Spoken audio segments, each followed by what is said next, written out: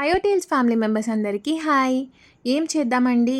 చాలా రోజుల తర్వాత హెల్తీగా ఒక ఐడియా తీసుకొనొచ్చిన మీ అందరి దగ్గరికి. చాలామంది మల్టీగ్రెయిన్ అంటారు గదా! మల్టీగ్రెయిన్ రొట్టెలు చేసుకోవడానికి, చపాతీలు గాదు రొట్టెలు చేసుకోవడానికి డిఫరెంట్ టైప్స్ ఆఫ్ మల్టీగ్రెయిన్స్ తీసుకొనొచ్చేసిన.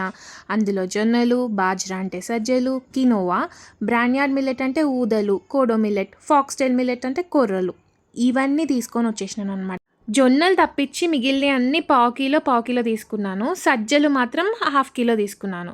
జొన్నలలోనేమో పచ్చ జొన్నలు తీసుకోండి. టేస్ట్ కూడా బావుంటాయి. హెల్త్‌కి కూడా మంచిదని చెప్పేసి మా మమ్మీ చాలా సార్లు చెప్పింది.